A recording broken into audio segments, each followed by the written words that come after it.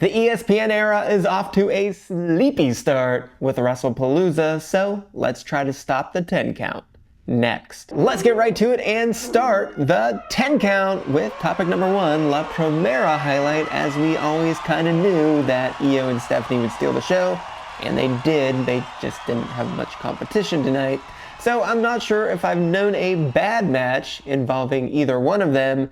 And I have said a few times that I don't like seeing several minutes of mat wrestling to start a match that typically get us nowhere, and credit to them for it being more entertaining this time, so I'll give them a pass here. But once we got to the first dragon screw, things really picked up as Stephanie just has a way to make that screw extra painful.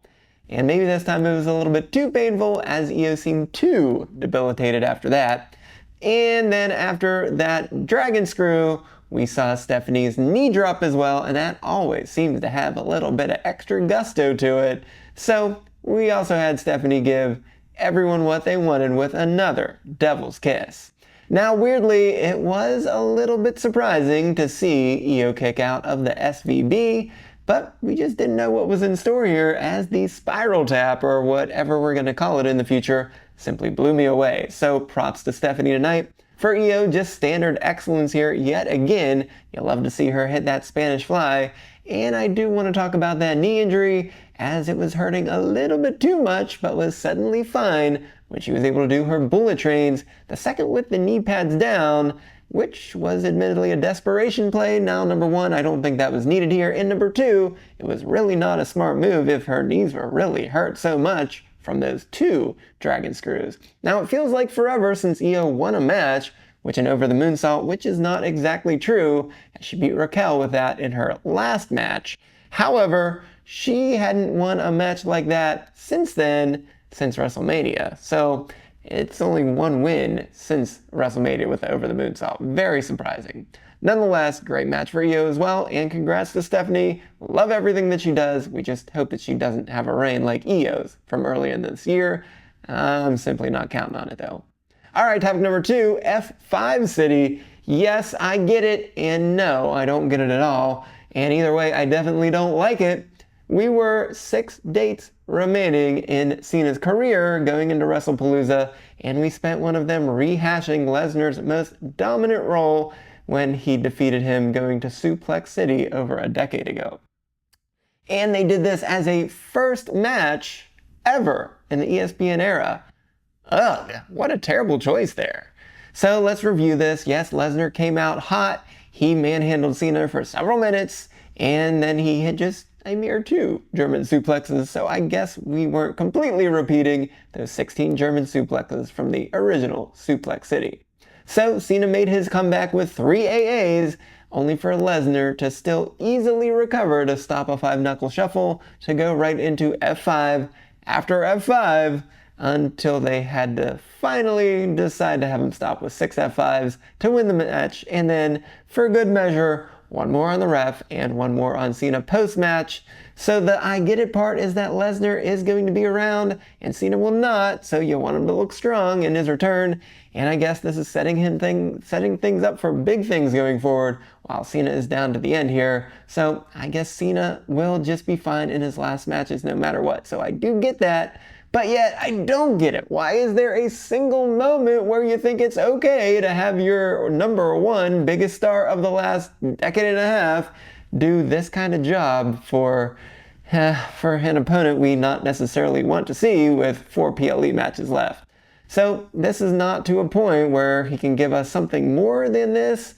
Well, I suppose not, since I guess Lesnar is not exactly a technician like Cody Rhodes, so I don't think we were going to expect a SummerSlam repeat. However, why don't we try to give us something a little bit better that was 50-50 here, and then just have Lesnar barely come out on top instead? Anyways, does this mean we'll have to do this match again once more? Well, probably, since we have to have Cena win in the end, right? Alright, topic number 3, seeing red, as we're both figuratively and literally meaning this for Jey Uso, as we couldn't understand where he started to bleed, as it apparently was a ricochet off his own miss of a chair shot late in the match, but at least that got us to the end with Braun Breaker's double spear of the Usos through the table, and then a tsunami on Jay to have a pretty good ending here. Now the match gave us what it needed to, but Knight as the ref was a bit curious here. Perhaps just having a no DQ match like we saw on Raw would have been the way to go. But I think we've seen enough of Jay and Knight arguing for now, so I hope we can turn the page here. Topic number 4, Melo misses again for our one SmackDown match. Well, this was not great for Melo to be an early entrant in the Sami Zayn Open Challenge, as you're certainly going to lose early in this challenge, but perhaps that's why Solo Sikoa is smart enough to hold off for now. However, Hayes was the victim this week as he goes to 3-7-1 in one-on-one matches with no one-on-one win since February. So you have to admit that Melo misses a whole lot. But this was a great match, which SmackDown desperately needs right now. And by my eye, Hayes has gotten a lot crisper in landing his offensive moves over the course of the year. Now, on the other hand, you just have to think this was a little bit curious of a decision to see Melo lose with the Blue Thunder Bomb, which we don't tend to see very often, but it is strange that of the few times it happens, we've seen both Miz and now Melo do that in 2025. Topic number 5, Snooze-apalooza, because Triple H said a lot of things in the lead up to Wrestlepalooza, expecting spectacle and surprises, and being an even larger than life event. Now we got absolutely none of that here, and in the end we got 4 so-so or worse matches and then one great one, and we truly had no surprises here. As some may say that the match outcomes were changed on the last day, but I don't believe that for a second, as WWE kept to their most boring script possible, which I'm fine with for betting WWE. Nonetheless, it didn't give us a single shocking return or even a run-in of any sort. So let's not even aim high for The Rock or even Randy Orton turning heel on Rhodes in that match. We couldn't get anything here at all, so I don't know why Rhodes and McIntyre were the main event.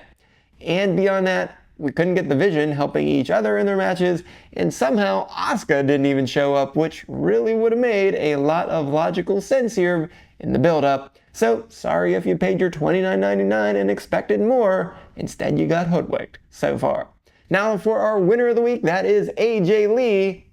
And so AJ's return was a success for her. Yes, this match was too long and certainly not an all-time classic, but I would actually classify it as being silly if I had to give it one word.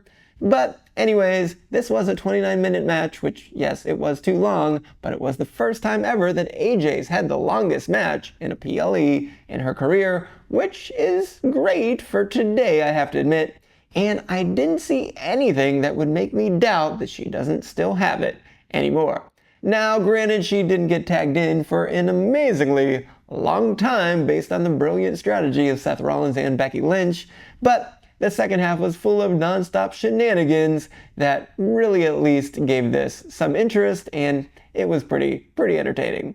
Now, the first Black Widow didn't exactly quite look right, and I think that was more Becky's fault, but you never know for sure. However, the one that got the win looked picture perfect, so no disrespect here, but I think we should stick to this AJ and Becky story right now, but unfortunately it looks like both this and Rollins Punk is put on ice for the terrible Crown Jewel Championship.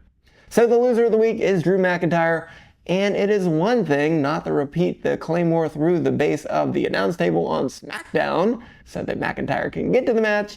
It is a completely different thing to have the ref stop you for no legit reason during the match, as using what is there at ringside is perfectly legal, as everyone uses the announce table during matches all of the time. So how hard is that to comprehend, WWE? Having the ref briefly detain McIntyre is such a terrible decision as the reason to keep him from the title.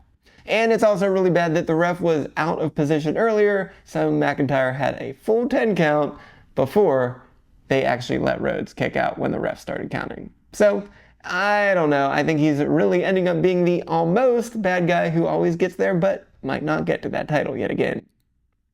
And finally, for the stats of the week, Joe Tessitore pointed out that Roxanne had 36 TV matches, which was tied with Knight, which was exactly right at the moment if you count Roxanne's 8 NXT matches and 1 Worlds Collide match. to go along with her terrible 8-19 record and 27 main roster matches, but Knight repassed her about an hour later when he lost to Jey Uso after taking his eyes off the prize, going after the Braun Squad. So if you start with Knight's first match on Raw, which was on July 14th, 2 nights after beating Seth Rollins at Saturday night's main event, and since then he is 0-3 in one-on-one matches, 0-5 in all singles matches, 1-2 in tag matches, and 1-7 overall.